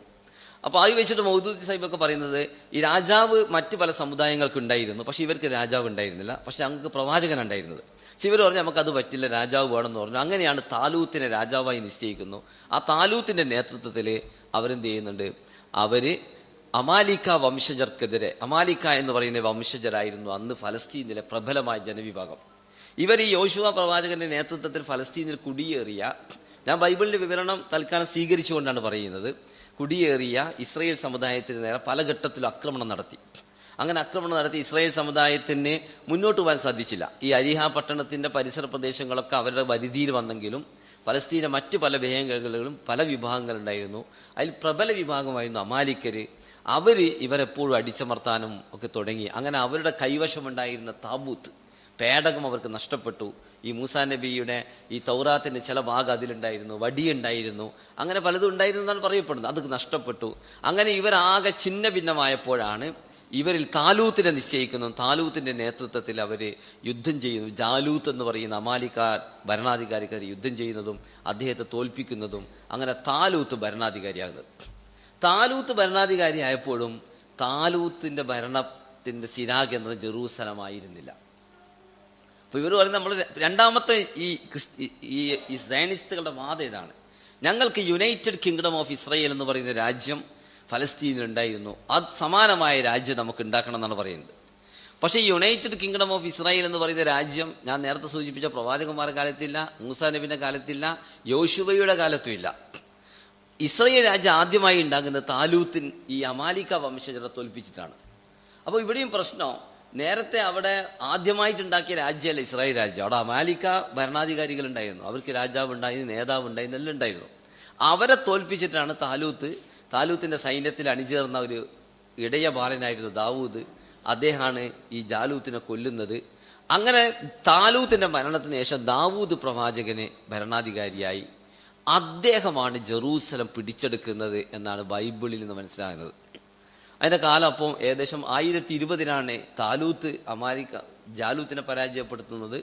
എനിക്ക് തോന്നുന്നത് 980 മറ്റുമാണ് ദാവൂദ് എന്ത് ചെയ്യുന്നത്, ഈ ജെറൂസലം പിടിച്ചെടുക്കുന്നത്. അപ്പോൾ ജെറൂസലം കേന്ദ്രീകരിച്ചുകൊണ്ട് ദാവീദ് പ്രവാചകൻ അഥവാ ദാവൂദ് അലൈഹിസ്സലാം അദ്ദേഹം ആണ് ജെറൂസലം കേന്ദ്രീകരിച്ചുകൊണ്ട് ആദ്യത്തെ രാഷ്ട്രം ഉണ്ടാക്കുന്നത്. ആ രാഷ്ട്രം ഉണ്ടാകുന്നത് ക്രിസ്തുവിനും 1000 വർഷങ്ങൾക്ക് ഇപ്പുറമാണ്. അപ്പോൾ ഇവർ പറയുന്ന പുരാതനമായ ഈ ഫലസ്തീനിൽ സയനിസ്റ്റുകൾക്ക് അല്ലെങ്കിൽ ഇസ്രയേലിലേക്ക് ഒരു രാജ്യം ഉണ്ടായിരുന്നു എന്നൊക്കെ പറഞ്ഞാൽ പെരും കള്ളാണ്. അവർക്ക് അങ്ങനെയില്ല. അങ്ങനെ അവർ ഈജിപ്തിൽ ഉണ്ടായിരുന്നു വേണം പറയാം. യൂസുഫ് നബി അവിടെ ഭരണാധികാരിക്കുണ്ട്. അങ്ങനെയാണ് അവർ പോകേണ്ട ഈജിപ്തിലേക്കാണ്. ഇങ്ങനെ വെച്ചാൽ അവർ പറയും ഈജിപ്ത് നമ്മളെ ഭാഗമെന്ന് പറയും. ഇറാഖും നമുക്ക് അവകാശപ്പെട്ടത്. ശരിക്കും സയനിസത്തിന് അതൊക്കെ അവർക്ക് അവകാശപ്പെട്ടതൊക്കെ പറയാം. ഇങ്ങനെ പറഞ്ഞാൽ മുസ്ലിങ്ങൾക്കും പറയാം സ്പെയിന് മുസ്ലിങ്ങളുടേതാണ്, പിന്നെ മുഗളന്മാർ ഇവിടെ ഭരിച്ചുകൊണ്ട് പണ്ട് കാലത്ത് ഭരിച്ചില്ലല്ലോ, അതുകൊണ്ട് ഇത് നമുക്ക് അവകാശപ്പെട്ടതാണ്. അതുപോലെ അലക്സാണ്ടർ ഗ്രീക്കുകാർക്ക് പറയാം ഇന്ത്യയിൽ വന്നിട്ട് ഇന്ത്യ വരെ വന്നിട്ടുണ്ട് അലക്സാണ്ടർ ചക്രവർത്തി, അതുകൊണ്ട് നമുക്ക് അവകാശപ്പെട്ടു. ഇങ്ങനെയൊക്കെ ലോകത്തിന് വാദം ഉന്നയിക്കാൻ പറ്റുമോ? ഏതോ ആളുകൾ എവിടെയെങ്കിലും ഭരണം നടത്തിയെന്ന് പറഞ്ഞിട്ട്. അപ്പോൾ ഇതന്നെ അവിടെ ആദ്യമായിട്ടൊരു ഭരണം ഉണ്ടാക്കിയ ആളൊന്നല്ല. ജെറൂസലം ആക്രമിച്ച് കീഴ്പ്പെടുത്തിക്കൊണ്ട് ദാവൂദ് പ്രവാചകന് അവിടെ ഒരു ഇസ്രായേൽ രാഷ്ട്രം ഉണ്ടാക്കി. അത് ക്രിസ്തുവിനും 1000 വർഷത്തിന് ഇപ്പുറമാണ്. എന്ന് പറഞ്ഞാൽ ഏകദേശം 980 985 ആ രാഷ്ട്രം ഉണ്ടാകുന്നത്. നിങ്ങൾ പറഞ്ഞിട്ട് ഓവർലേപ്പ് ചെയ്തിട്ടുണ്ടോ? ഇല്ലല്ല, ഓക്കെ, നിങ്ങൾ ഉണ്ടായിരുന്നല്ലേ.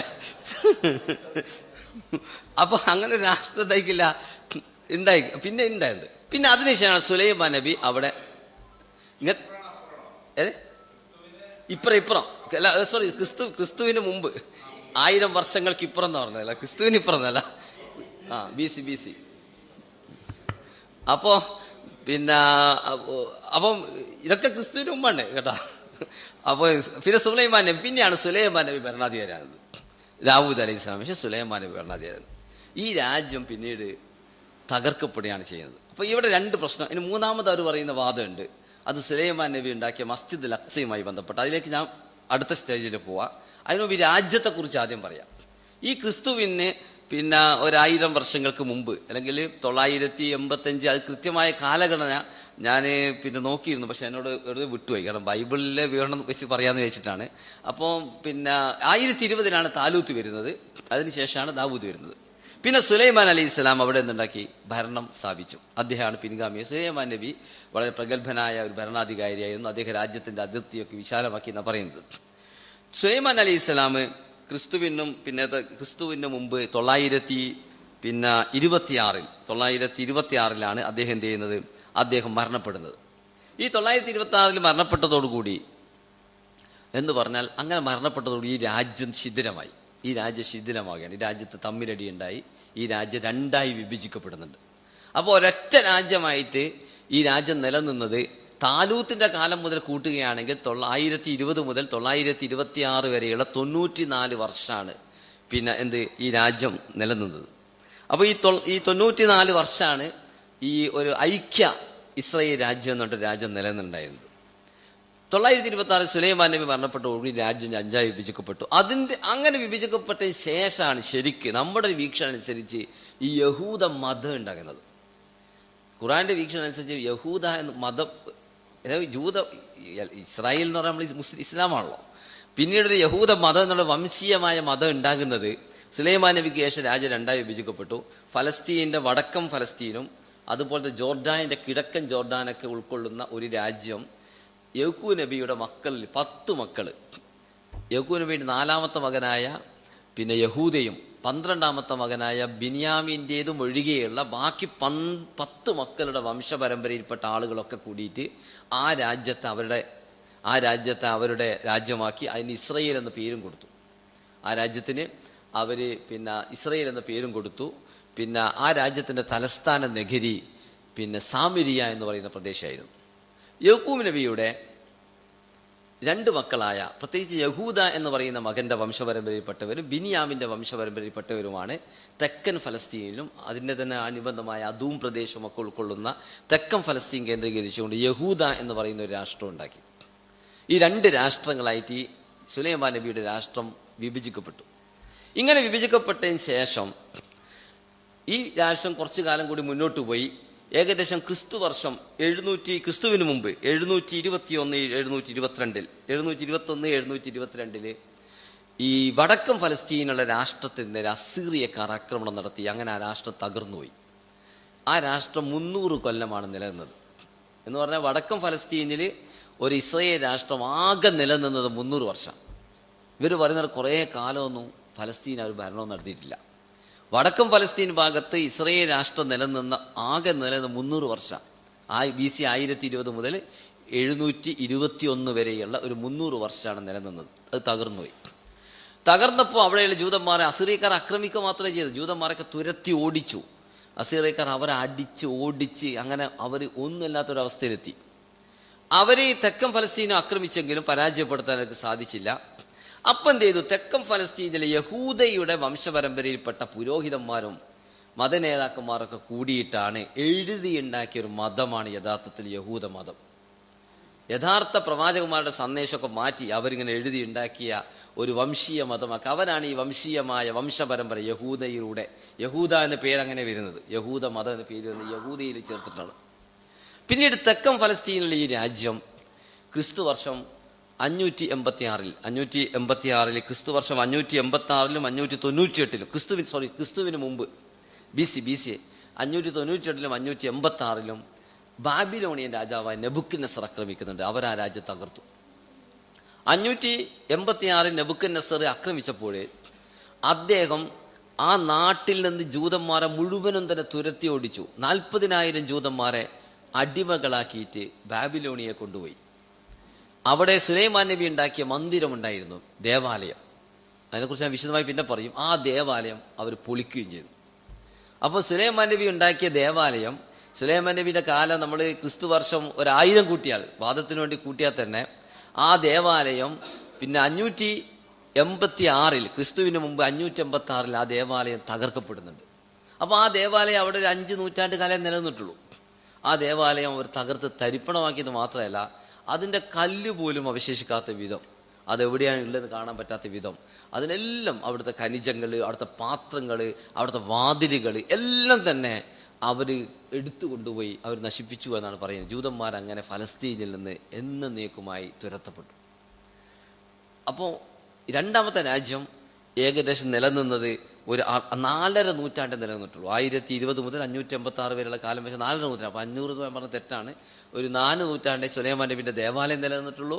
ഈ രാജ്യം നിലനിന്നത് 4.5 നൂറ്റാണ്ട് മാത്രമാണ്. ആ രാജ്യം നശിച്ചു, തകർത്തു. പിന്നെ ഒരു 70 വർഷം അവിടെ ദേവാലയം ഉണ്ടായിരുന്നില്ല. ജൂതന്മാർക്ക് ആ നാട്ടിൽ പ്രവേശിക്കാനുള്ള സ്വാതന്ത്ര്യം ഉണ്ടായിരുന്നില്ല ഫലസ്തീനിൽ. പിന്നീട് ബാബിലോണിയൻ രാജവംശത്തെ ഈ സൈറസ് രാജാവ്, ഇറാനിയൻ ചക്രവർത്തി ആക്രമിക്കുകയും അങ്ങനെ ബാബിലോണിയ തകർക്കപ്പെടുകയും ചെയ്തപ്പോൾ ഈ ഇറാനിയൻ ചക്രവർത്തിയാണ് ജൂതന്മാർക്ക് ഫലസ്തീനിൽ വീണ്ടും തിരിച്ചു വരാനുള്ള സ്വാതന്ത്ര്യം കൊടുക്കുന്നത്. അങ്ങനെയാണ് ജൂതന്മാർ വീണ്ടും ഫലസ്തീൻ തിരിച്ചു വരാൻ ആരംഭിച്ചു. ഈ സൈറസ് രാജാവിൻ്റെ ആശീർവാദത്തോടുകൂടി അവരവിടെ സുലൈമാൻ നബിയുടെ ദേവാലയം പുനർനിർമ്മിക്കുകയും ചെയ്തു. ദേവാലയത്തെക്കുറിച്ച് ഞാൻ വിശദമായി പിന്നെ പറയും. ദേവാലയം അവർ പുനർനിർമ്മിക്കുകയും ചെയ്തു. അതിനുശേഷം അവരെന്ത് ചെയ്തു? തെക്കൻ ഫലസ്തീൻ ഈ പ്രദേശം ജെറൂസലം കേന്ദ്രീകരിച്ചുകൊണ്ട് ജൂതന്മാർ അവിടെ ദേവാലയം ഉണ്ടാക്കി. പക്ഷേ സൈറസ് ചക്രവർത്തിയുടെ ആശീർവാദത്തോടുകൂടി പിന്നെ അവിടെ അവരെന്ത് ചെയ്തു? കുറച്ചു കാലം അവിടെ താമസിച്ചു. പക്ഷെ അവർക്ക് വളരെ ഭദ്രമായ ഒരു ഭരണമൊന്നും അവിടെ ഉണ്ടാക്കാൻ പറ്റിയില്ല. ഒന്നും ഉണ്ടാക്കാൻ പറ്റില്ല. അവർ ജൂതന്മാരുണ്ട്, ശിഥിലമായ ഒരു സൊസൈറ്റി എന്ന അർത്ഥത്തിലുണ്ട്. ഒരുപാട് പ്രവാചകന്മാരെ അവരിലേക്ക് വന്നിട്ടുണ്ട്. ആ പ്രവാചകന്മാരൊക്കെ ഇവരെന്ത് ചെയ്തിട്ടുണ്ട്? അത്യാവശ്യം കൈകാര്യം ചെയ്ത് വിടുകയും ചെയ്തിട്ടുണ്ട്. എന്ന് പറഞ്ഞാൽ വളരെ മോശമായ സ്വഭാവത്തിൽ ആ പ്രവാചകന്മാരോടൊക്കെ അവർ പെരുമാറുകയും ചെയ്തു. പിന്നീടാണ് ക്രിസ്തുവിന് മുമ്പ് തന്നെ 332 അലക്സാണ്ടർ ചക്രവർത്തി ജെറൂസലം ആക്രമിക്കുന്നുണ്ട്. ഇത് ഞാൻ പറയാൻ കാരണം ഇതൊക്കെ നമ്മൾ മനസ്സിലാക്കേണ്ടതാണ്. ഈ ഇസ്രായേലുമായിട്ട് ജൂതന്മാരും മുസ്ലിങ്ങളും തമ്മിൽ ഭയങ്കര പ്രശ്നമാണ്. നൂറ്റാണ്ടുകൾ നിൽക്കുന്ന കുടിപ്പക എന്നൊക്കെ പറഞ്ഞിട്ട് ഇവിടുത്തെ യുക്തിവാദികളും ഈ ക്രിസ്ത്യൻ ഈ കാസക്കാരൊക്കെ പ്രസംഗിക്കുന്നുണ്ട്. ഇവിടെ ഒരു മുസ്ലിങ്ങളൊന്നും ചിത്രത്തിലില്ല. അതുകൊണ്ടാണ് ബി സി ഞാൻ ഇതൊക്കെ നടക്കുന്ന ബി സി ആണ്. ഇസ്ലാം വരുന്നതിന് എത്രയോ നൂറ്റാണ്ട് മുമ്പുള്ള സംഭവങ്ങളാണ്. എന്നിട്ട് അലക്സാണ്ടർ സൈറസ് നേരത്തെ അസീറിയക്കാർ ആക്രമിച്ചു, പിന്നെ ബാബിലോണിയക്കാർ ആക്രമിച്ചു, പിന്നെ ആക്രമിക്കുന്ന അലക്സാണ്ടർ ദി ഗ്രേറ്റ് എന്ന ചരിത്രത്തിൽ അലക്സാണ്ടർ ചക്രവർത്തി ആക്രമിച്ചു. അലക്സാണ്ടർ ചക്രവർത്തി ആക്രമിച്ച ശേഷം അദ്ദേഹത്തിന് മരിച്ചതോടുകൂടി അദ്ദേഹത്തിന്റെ രാജ്യം മൂന്നായി വിഭജിക്കപ്പെട്ടു.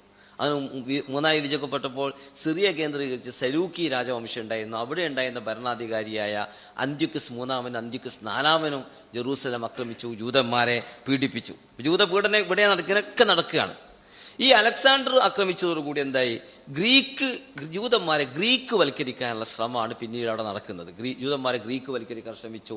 ഗ്രീക്ക് ദേവതകളൊക്കെ വിളിച്ച് പ്രാർത്ഥിക്കാൻ വേണ്ടി അവരെ പ്രേരിപ്പിച്ചു. ഇങ്ങനെ കുറേ സംഭവങ്ങളൊക്കെ അതിൻ്റെ ഇടയിൽ നടക്കുന്നുണ്ട്. ക്രിസ്തുവിന് മുമ്പ് തന്നെ 63 പോംപി എന്ന് പറയുന്ന റോമൻ സേനാനായകൻ ജെറൂസലം ആക്രമിച്ചു. അദ്ദേഹം ജൂതന്മാർ നന്നായി കൈകാര്യം ചെയ്തു. കൈകാര്യം ചെയ്ത ചില കാരണങ്ങളുണ്ട്. ഈ ജൂതന്മാർ ഇടക്കാലത്ത് നന്നാകാൻ ശ്രമിച്ചു. അവരൊന്ന് നന്നാകി ഒന്നുകൂടി ഉഷാറാകാൻ ശ്രമിച്ചപ്പോൾ ഗ്രീക്കുകാരുടെ സംസ്കാരത്തിൽ നിന്നും റോമൻ സംസ്കാരത്തിൽ നിന്നൊക്കെ രക്ഷപ്പെടാൻ വേണ്ടി ശ്രമിച്ചപ്പോൾ അതിനെ അടിച്ചമർത്തുന്ന ഭാഗമായിട്ടാണ് ക്രിസ്തുവിന് മുമ്പ് 63 പോംപി ആക്രമിക്കുന്നത്. പിന്നെ യേശു ക്രിസ്തു വരുമ്പോൾ നമ്മൾ മനസ്സിലാക്കണം ഈ ജൂതന്മാരുടെ അവസ്ഥ എന്താ. 2 പ്രവാചകന്മാർ, അവരുടെ സമുദായത്തിൽ വന്ന 2 പ്രധാനപ്പെട്ട പ്രവാചകന്മാരാണ്. ഒന്ന് സ്നാപക യോഹന്നാൻ, യഹിയ പ്രവാചകൻ, ജോൺ ദി ബാപ്റ്റിസ്റ്റ് എന്ന് പറയുന്ന പ്രവാചകൻ. 2 യേശു ക്രിസ്തു. ഈ 2 പ്രവാചകന്മാരെയും കൊല്ലാൻ ശ്രമിച്ചവരാണ് ജൂതന്മാർ.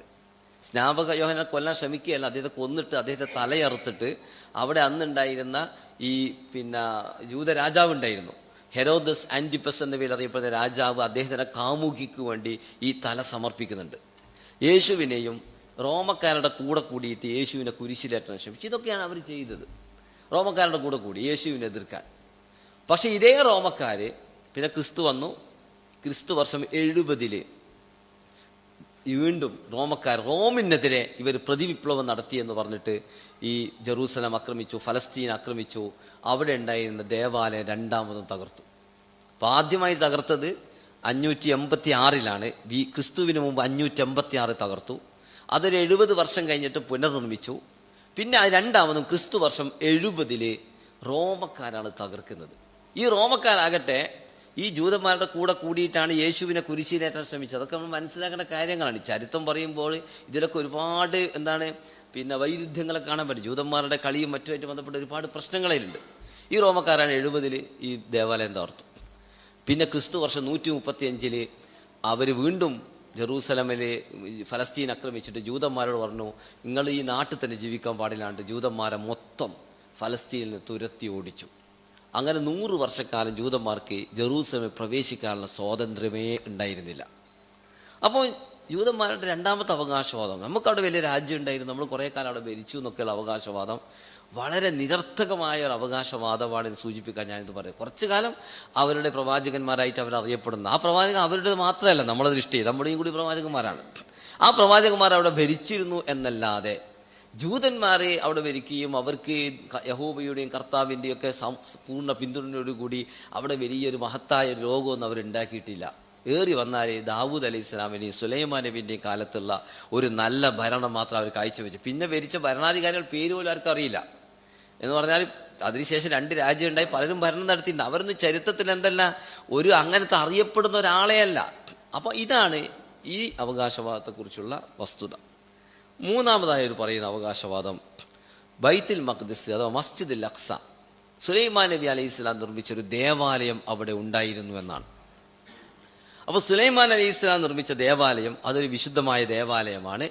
ആ ദേവാലയത്തിന് അവകാശികൾ ഞങ്ങളാണ് എന്നാണ് യഹൂദികളുടെ മറ്റൊരു അവകാശം. മൂന്നാമത്തെ വളരെ പ്രധാനപ്പെട്ട അവകാശവാദം. സൈനിസം ശരിക്കും യഹൂദികൾക്ക് കൊടുത്ത ഇന്ത്യയിലെ ഈ രാമക്ഷേത്ര നിർമ്മാണം പോലത്തെ ഒരു വാഗ്ദാനം സൈനിസവും യഹൂദികൾക്ക് കൊടുക്കുന്ന വാഗ്ദാനം. അവർ പറയുന്ന വാഗ്ദാനം എന്ന് പറഞ്ഞാൽ അവരതിന് പറയുന്നത് ടെമ്പിൾ മൗണ്ട് എന്നാണ്. സിയോൺ എന്ന് പറഞ്ഞാൽ ജെറൂസലമിൻ്റെ മറ്റൊരു പേരാണ് സിയോൺ. ഹിബ്രു ബൈബിളിൽ സിയോൺ എന്ന് പറഞ്ഞിട്ടുണ്ട്. അപ്പോൾ സിയോൺ എന്ന് പറഞ്ഞാൽ ജെറൂസലമിൻ്റെ മറ്റൊരു പേരായിട്ടാണ് സിയോൺ അറിയപ്പെടുന്നത്. ആ പേര് വന്നത് തന്നെ സിയോൺ എന്ന് പറഞ്ഞാൽ ഈ ടെമ്പിൾ മൗണ്ടിൻ്റെ ഒരു മല, ഒരു ടെമ്പിൾ മൗണ്ട് എന്ന് പറഞ്ഞിട്ട് പിന്നെ ബൈബിളിൽ വിശദീകരിക്കുന്ന ഒരു പ്രദേശമുണ്ട്. ഒരു മല ഒരു ഉയർന്ന പ്രദേശമാണ് ടെമ്പിൾ മൗണ്ട് എന്ന പേര് അറിയപ്പെടുന്ന പ്രദേശം. ഈ ടെമ്പിൾ മൗണ്ടിൽ പിന്നെ ആയിരുന്നു ഇബ്രാഹിം പ്രവാചകന് തന്നെ മകനെ ബലിയെറുക്കാൻ പോയപ്പോൾ അദ്ദേഹത്തിന് എന്ത് കിട്ടി? മാലാഖ വന്നിട്ട് മകനെ ബലിയെറുക്കണ്ട എന്നൊക്കെ പറയുന്നുണ്ടല്ലോ. ഇങ്ങനെയുള്ള ഈ ആജ്ഞകളൊക്കെ കിട്ടിയ ഈ പ്രദേശത്തായിരുന്നു. അങ്ങനത്തെ പരിശുദ്ധി ഇതിനുണ്ടെന്നൊക്കെയാണ്. നമുക്കറിയില്ല അതിൻ്റെ പരിശുദ്ധി എന്താണെന്ന്. ഖുർആനോ മറ്റോ അതിൻ്റെ പരിശുദ്ധി ഉണ്ട് എന്നല്ലാണ്ട് എന്തുകൊണ്ട് പരിശുദ്ധി ഉണ്ട് എന്ന് പറഞ്ഞിട്ടില്ല. ഖുർആനാകട്ടെ ബൈത്തുൽ പിന്നെ മഖ്ദിസ് എന്ന് വിശുദ്ധ ഇസ്ലാമിക ചരിത്രമായി ബൈത്തുൽ മഖ്ദിസ് എന്നും ഖുർആൻ മസ്ജിദുൽ അഖ്സ എന്നും വിളിക്കുന്ന ഒരു സ്ഥലമുണ്ട്. ഇവർ പറഞ്ഞത് ഈ ടെമ്പിൾ മൗണ്ട് എന്ന് പറയുന്നത് സോളമൻ പ്രവാചകൻ നിർമ്മിച്ച ഒരു ദേവാലയമാണ്. അത് തകർക്കപ്പെട്ടു ഒന്നാമതായി. അപ്പോൾ ഈ തകർക്കപ്പെട്ട ഒന്നാമത്തെ ടെമ്പിളിനെ സയനിസ്റ്റുകൾ വിളിക്കുന്നത് ഫസ്റ്റ് ടെമ്പിൾ എന്നാണ്. ഒന്നാമത്തെ ടെമ്പിൾ എന്നാണ് അവർ പറയുന്നത്. ഫസ്റ്റ് ടെമ്പിൾ അതാണ് ബാബിലോണിയക്കാർ 586 തകർക്കുന്നത്. രണ്ടാമത് 70 വർഷങ്ങൾ ശേഷം ആ ടെമ്പിൾ പുനർനിർമ്മിക്കപ്പെട്ടു. റോമക്കാർ ക്രിസ്തു വർഷം 70 അഥവാ AC 70 പിന്നെ ഇത് തകർക്കുന്നുണ്ട്. അപ്പോൾ ആ രണ്ടാമത്തെ ടെമ്പിളിനെ അവർ വിളിക്കുന്ന പേര് സെക്കൻഡ് ടെമ്പിൾ എന്നാണ്. രണ്ടാമത്തെ വിശുദ്ധ ദേവാലയം. അവർ പറയുന്നത് മൂന്നാമത്തെ ഒരു ദേവാലയം നമ്മൾ നിർമ്മിക്കേണ്ടതുണ്ട്. തേർഡ് ടെമ്പിൾ എന്ന് പറയുന്ന മൂന്നാമത്തെ ദേവാലയം നിർമ്മിക്കണം. മൂന്നാമത്തെ ദേവാലയമൊക്കെ നിർമ്മിക്കുന്നതോട് കൂടിയിട്ടാണ് ഇവിടെ രക്ഷകനായ ഈ മസീഹ് വരിക എന്നൊക്കെയാണ് അവർ ഇതൊക്കെ വെച്ചുകൊണ്ട്. എനിക്കൊന്ന് കേട്ടിൻ്റെ ക്ലാസ്സിൽ ചിലപ്പോൾ പറഞ്ഞിട്ടുണ്ടാവും. അവർ പറയുന്നൊരു ഈ ടെമ്പിൾ മൂന്നാമത്തെ ടെമ്പിൾ നമ്മൾ നിർമ്മിക്കണം. അതിൽ തന്നെ ചെറിയ അഭിപ്രായമായിട്ട് ചിലർ പറയുന്നത് മൂന്നാമത്തെ ടെമ്പിൾ നമ്മളല്ല നിർമ്മിക്കേണ്ടത്, മസീഹാണ് നിർമ്മിക്കുക. അപ്പോൾ അദ്ദേഹം നിർമ്മിക്കണമെങ്കിൽ എന്ത് വേണം? ആ സ്ഥലം നമ്മുടെ കൈവശം വേണമല്ലോ. അപ്പോൾ അത് ഇന്ന് മസീഹിന് എല്ലാ പണിയും ചെയ്യാൻ പറ്റില്ല, ബാക്കി പണിയൊക്കെ നമ്മൾ ഒരുക്കി കൊടുക്കണം എന്ന അർത്ഥത്തിലാണ് പറയുന്നത്. അപ്പോൾ ഈ തേർഡ് ടെമ്പിൾ നിർമ്മിക്കണമെങ്കിൽ ഈ പ്രദേശം മുഴുവനും തന്നെ യഹൂദികളുടെ കൈവശം ഉണ്ടാകണമെന്നൊരു വാദമാണ് സയനിസ്റ്റുകൾ ഉന്നയിച്ചത്. മതവിശ്വാസികളായ യഹൂദികളെ ഇവിടുത്തെ മൊബൈലിൻ്റെ ഫോണാ വാങ്ങാം. ഓക്കെ. അപ്പോൾ ഈ മൂന്നാമത്തെ ടെമ്പിള്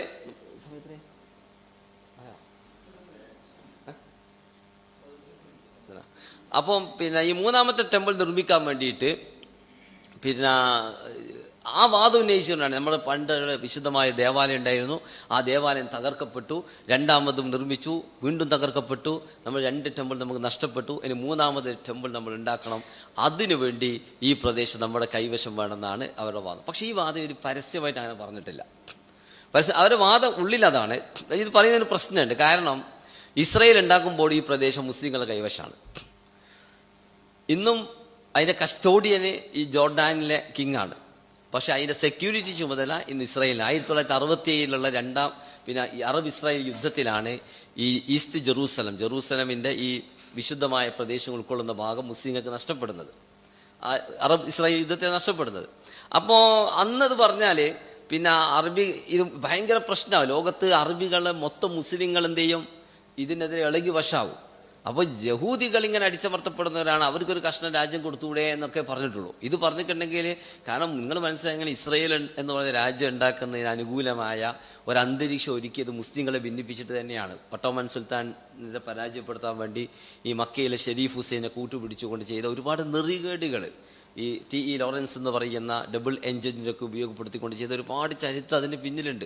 അത് കേട്ടാൽ നമ്മളിങ്ങനെ നെട്ടിപ്പോകും. ഇന്നിപ്പോൾ കുറേ ആളുകൾ ഹമാസ് അതാണ് ഇതാണെന്നൊക്കെ പറയും. ഇതൊന്നും വലിയ സംഭവമൊന്നുമല്ല. ഇതിനേക്കാളും വലിയ വർത്താനം പറഞ്ഞിട്ടാണ് ഈ ഫലസ്തീനെ നമുക്ക് നഷ്ടപ്പെടുത്തിയത്. അപ്പോൾ ഇന്ന് നമ്മളോടുള്ള ദേശം കൊണ്ട് ആരെങ്കിലും എന്തെങ്കിലും പറയുന്നുണ്ടെങ്കിൽ ഇതൊക്കെ ചെറിയ ചെറിയ വർത്താനം, വളരെ ലളിതമായ വർത്താനം കൂട്ടിയാൽ മതി. അതുകൊണ്ട് അതിലൊന്നും കേട്ടിട്ട് നിങ്ങൾ ബേജാറായിട്ട് സോഷ്യൽ മീഡിയയിലൊന്നും ഇങ്ങനെ വാളൊന്നും എടുത്തിട്ട് പോയിട്ടൊന്നും ഒരു കാര്യമില്ല. ഇതിനേക്കാളും പലതും പറഞ്ഞവരാണ് ഈ ഷെരീഫുമാരും വലിയ വലിയ ആളുകൾ. അപ്പോൾ ഇവിടെ പ്രശ്നം എന്ന് പറഞ്ഞാൽ ഈ മൂന്നാമത്തെ ടെമ്പിൾ ഉണ്ടാക്കണം എന്നാണ് ഇന്ന് കുറച്ച് അവർ പരസ്യം പറയാൻ തുടങ്ങിയിട്ടുണ്ട്. അപ്പോൾ ഈ തേർഡ് ടെമ്പിൾ എന്ന് പറയുന്നത്, അപ്പോൾ ഇവിടെ ശരിക്ക് ആ പ്രദേശം വിശുദ്ധമാണോ? നമ്മൾ പറയുന്നത് വിശുദ്ധം തന്നെയാണ്. മസ്ജിദ് അൽ അഖ്സ എന്ന് പറയുന്ന ഒരു പ്രദേശം അവിടെ ഉണ്ടായിരുന്നു. ബൈത്തുൽ മഖ്ദിസ് എന്ന് പറഞ്ഞാൽ, മസ്ജിദ് അൽ അഖ്സ എന്ന് പറഞ്ഞാൽ എന്താണ് ഉദ്ദേശിക്കുന്നത്? ഇതൊരു വലിയൊരു ഭയങ്കര കൺഫ്യൂഷൻ ഉണ്ടാക്കുന്ന ഒരു സംഗതിയാണ്. കാരണം എൻ്റെ ഒരു നിലപാട്, മസ്ജിദ് അൽ അഖ്സ എന്ന് പറഞ്ഞാലും ബൈത്തുൽ മഖ്ദിസ് എന്ന് പറഞ്ഞാൽ എല്ലാം ഒന്നാണ്, അത് രണ്ടല്ല. കാരണം ഖുർആൻ മസ്ജിദ് അൽ അഖ്സ എന്ന പ്രയോഗം നടത്തുന്നുണ്ട്.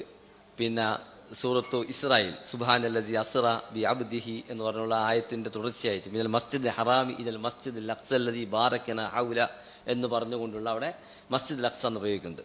പക്ഷെ ഖുർആൻ പ്രയോഗിച്ചിരുന്ന ആ കാലത്ത് അവിടെ ദേവാലയം ഉണ്ടായിരുന്നില്ല. കാരണം ഞാൻ പറഞ്ഞു, ക്രിസ്തു വർഷം 70 ഈ സോളമൻ ടെമ്പിൾ എന്താകുന്നുണ്ട്, തകർക്കപ്പെടുന്നുണ്ട്. അപ്പോൾ അവിടെ ദേവാലയം ഇല്ല, അവിടെ പള്ളി. എന്നാൽ പള്ളി എന്ന് നമ്മൾ മനസ്സിലാക്കിയ കെട്ടിടമാണോ? സാധാരണ പള്ളി എന്ന് നമ്മൾ കോൺസെപ്റ്റ് അതാണോ? അപ്പം അങ്ങനത്തെ ഒരു കെട്ടിടം അവിടെ ഉണ്ടായിരുന്നില്ല. ഖുർആൻ ആ പ്രയോഗം നടന്ന കാലത്ത് അങ്ങനത്തെ ഒരു കെട്ടിടം ഉണ്ടായിരുന്നില്ല. അപ്പോൾ ഖുർആൻ എന്തുകൊണ്ട് മസ്ജിദ് അൽ അഖ്സ എന്ന് പ്രയോഗിച്ചു? അപ്പോൾ മസ്ജിദ് അൽ അഖ്സ എന്ന് പറഞ്ഞാലും ബൈത്തുൽ മഖ്ദിസ് എന്ന് പറഞ്ഞാലും എല്ലാം ഒന്ന് തന്നെയാണ്. ഒരു പ്രത്യേക പ്രദേശമാണ് ഈ ടെമ്പിൾ മൗണ്ട് എന്ന് പറയുന്ന ഈ ഒരു കുറച്ച് ഉയർന്ന ജെറൂസലം നഗരത്തിൻ്റെ. ഞാൻ ജെറൂസലം പരിസരം എത്തിയെങ്കിലും അങ്ങോട്ട് പോയിട്ടില്ല. കാരണം എനിക്കിത് പോകണമെങ്കിൽ ഇസ്രയേലിൻ്റെ വിസ എടുത്തിട്ടേ പോകാൻ പറ്റുള്ളൂ. അപ്പോൾ പോകേണ്ടത് ഭയങ്കര കൺഫ്യൂഷനിലായിരുന്നു കഴിഞ്ഞ കൊല്ലം വരെ. ഇപ്പം കൺഫ്യൂഷൻ ഫുള്ള് മാറിയിട്ടില്ല, അതുകൊണ്ട് ഞാൻ പോകേണ്ടത് എന്താണ്. അപ്പോൾ അതുകൊണ്ട് തന്നെ എവിടെയാണ് ഇതിൻ്റെ ഒരു ജോഗ്രഫിക്കൽ ലൊക്കേഷനെ കുറിച്ച് അത്ര കൃത്യമായ ഒരു ധാരണ ഉണ്ടായിട്ടില്ല. പക്ഷെ അവിടെ പോയപ്പോൾ എന്നോട് പറയും, ജോർഡാനികളൊക്കെ ഇഹ്വാനികളൊക്കെ പറഞ്ഞ് നിങ്ങൾ എന്താണ് പോകണം തന്നെയാണ്. അപ്പോൾ ഇതിനൊക്കെ ധൈര്യം കിട്ടി പോയാലോ എന്ന്. അപ്പോൾ ഏതായാലും അവിടെ നിൽക്കട്ടെ. അപ്പോൾ ഈ ജെറൂസലമിൻ്റെ തെക്ക് ഭാഗത്ത്, സൗത്ത് ഈസ്റ്റിൽ തെക്ക് കിഴക്ക് ഭാഗത്തുള്ള ഒരു പ്രദേശമാണ് ഈ ടെമ്പിൾ മൗണ്ട് എന്ന് പറയുന്ന പ്രദേശം. അവിടെ തന്നെ ഒരു 480 മീറ്റർ നീളവും 300 മീറ്റർ വീതിയുമുള്ള ഒരു പ്രദേശമാണ്. ഈ അർത്ഥത്തിൽ പിന്നെ ഹറം എന്ന് പറയുന്നതിന് ചില മുസ്ലിം പണ്ഡിതന്മാർ എതിർക്കുന്നുണ്ട്. കാരണം ഹറം എന്നതിന് പറയാൻ പാടില്ല. കാരണം ഹറം എന്ന് പറഞ്ഞാൽ രണ്ടെണ്ണേ ഉള്ളൂ എന്നാണ് മുസ്ലിങ്ങൾ പറയുന്നത്. മുസ്ലിം പണ്ഡിതന്മാർ ഷെയ്ഖ് യാസിർ ഖാദിയെ പോലെയുള്ള വാദം അതാണ്. കാരണം ഹറമിൻ്റെ കുറേ പ്രത്യേകതകളുണ്ട്, രക്തം ചിന്താൻ പാടില്ല, അങ്ങനെ കുറേ പ്രത്യേകതകളുണ്ട്. അപ്പോൾ ആ പ്രത്യേകത ഇതിനില്ല. പക്ഷേ ഇതൊരു വിശുദ്ധമായ സ്ഥലമാണ്. അവിടെ ഹറം എന്ന് പറയേണ്ട, അതൊരു വിശുദ്ധമായ ഒരു മുഖദ്ദസായ ഒരു പ്രദേശം എന്ന് പറഞ്ഞാൽ മതി. അപ്പോൾ ഈ ബൈത്തുൽ മഖ്ദിസ് എന്നോ അല്ലെങ്കിൽ മസ്ജിദ് അൽ അഖ്സ എന്ന് പറയുന്ന പ്രദേശം ഇതാണ്. ഈ 450 മീറ്റർ വീതിയും 300 നീളവും 300 മീറ്റർ വീതിയുമുള്ള ഒരു പ്രദേശമാണ് ഈ ടെമ്പിൾ മൗണ്ടിൻ്റെ. ആ ടെമ്പിൾ മൗണ്ട് എന്ന് പറയുന്ന പ്രദേശം ശരിക്കും അത് തന്നെയാണ്. ഇത് തന്നെ മസ്ജിദ് അൽ അഖ്സ. കാരണം ഖുർആൻ ആ പ്രയോഗം നടത്തിയിരിക്കുന്നതാണ്. ആ സമയത്ത് അവിടെ പള്ളി ഉണ്ടായിരുന്നില്ല. ആ പ്രദേശം ഒരു സവിശേഷമായ വിശുദ്ധമായ ഒരു പ്രദേശമാണെന്ന് ഖുർആനും പറയുന്നുണ്ട്. അത് നമുക്ക് അഭിപ്രായ വ്യത്യാസമില്ല.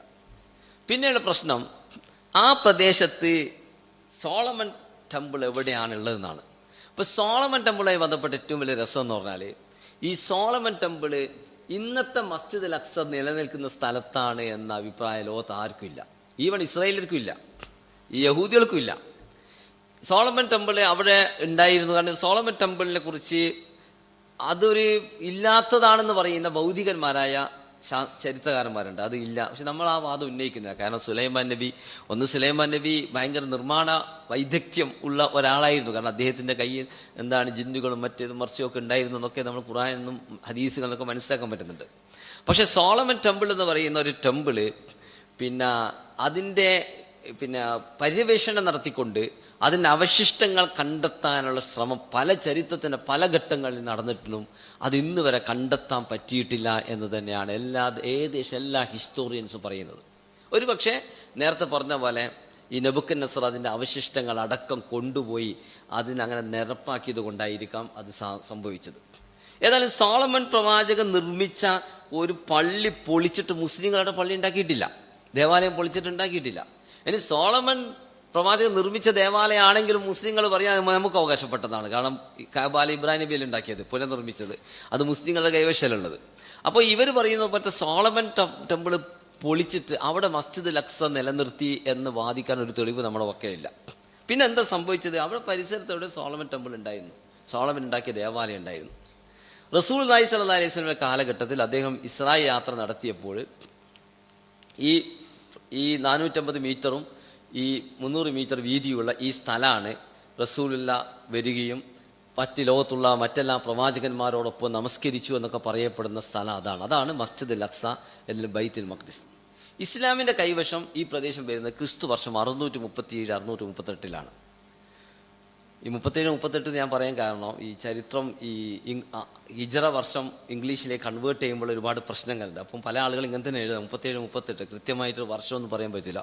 37-38 എന്നാണ് പല ആളുകളും പറയുന്നത്. 37-38 കാലഘട്ടത്തിലാണ്.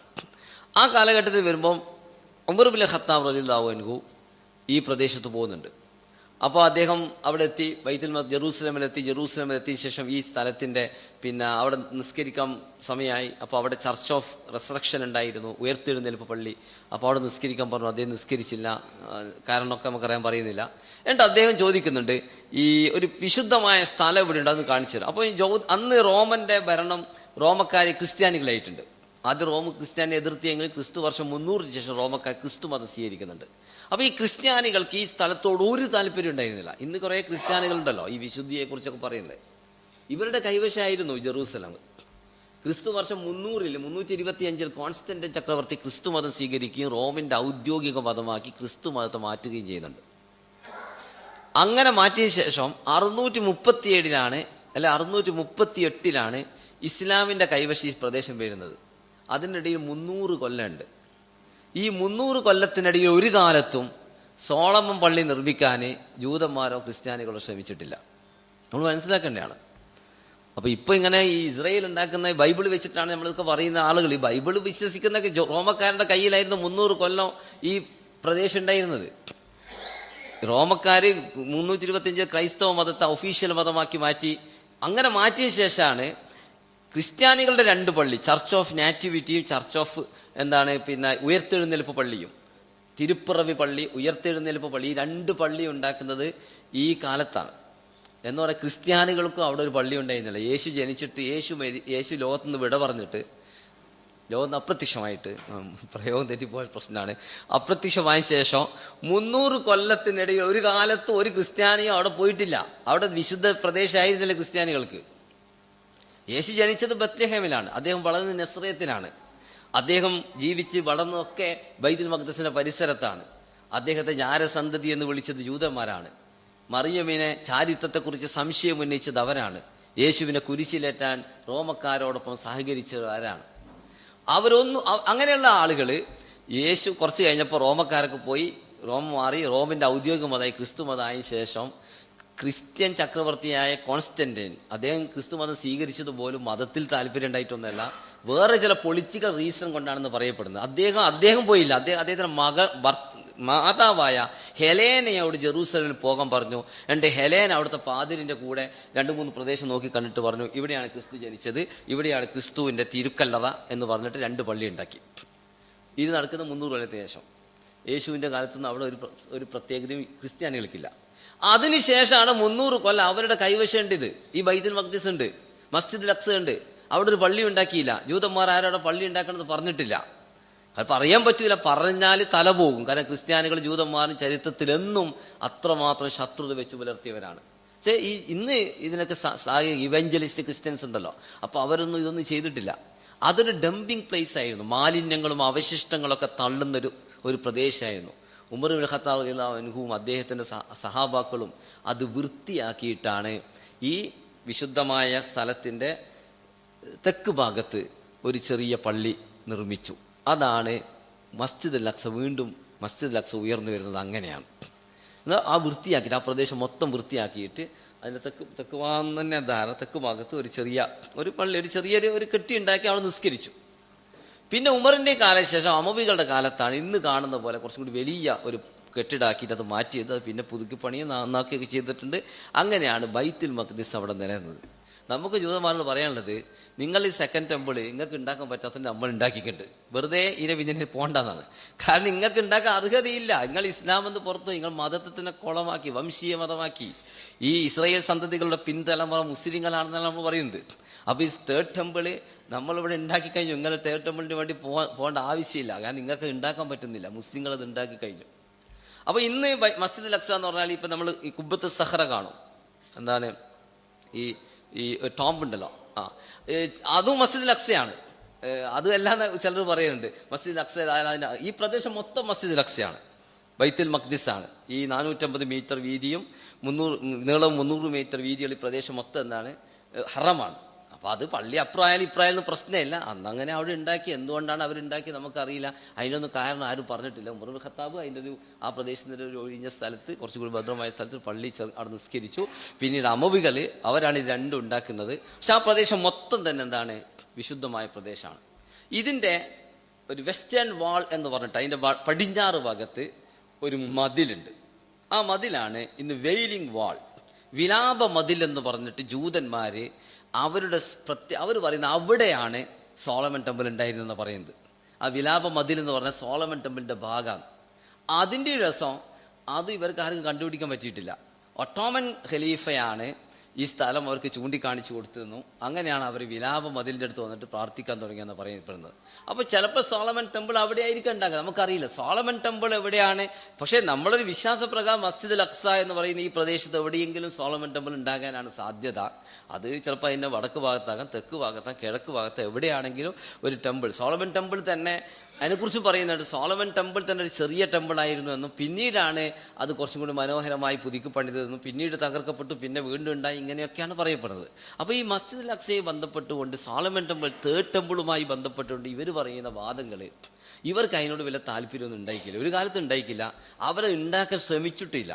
ഇപ്പോൾ ഒരു രാജ്യം ഉണ്ടായ ശേഷം അതിനോടൊരു വൈകാരികമായ അറ്റാച്ച്മെൻറ്റ് നിലനിർത്താനും വേണ്ടി ലോകത്തുള്ള ജൂതന്മാരെ സയനിസ്റ്റുകൾ എപ്പോഴും പ്രാർത്ഥിക്കുന്നുണ്ട്. അവരുടെ പ്രാർത്ഥനയിൽ ഈ തേർഡ് ടെമ്പിൾ ഉണ്ടാക്കുന്നതിനെ കുറിച്ചിട്ട് അതിന് നമ്മളെ സഹായിക്കണമേ എന്നൊക്കെയുള്ള പ്രാർത്ഥനയൊക്കെ അവർക്കുണ്ട്. അതിനു വേണ്ടിയുള്ള വൈകാരികമായൊരു നിമിത്തമായിട്ടാണ് അവരിത് ഉപയോഗിച്ചിരിക്കുന്നത്. ഇതാണ് അതുമായി ബന്ധപ്പെട്ട് പറയാനുള്ളത്. എനിക്ക് തോന്നി 3 അവകാശവാദങ്ങളെ കുറിച്ച് ശേഷം പറഞ്ഞു കഴിഞ്ഞു തോന്നുന്നത്. ഇതാണ് ഇനി നിങ്ങളെ സംശയങ്ങളൊക്കെ വെച്ച് നമുക്ക് ചർച്ച തുടരാം.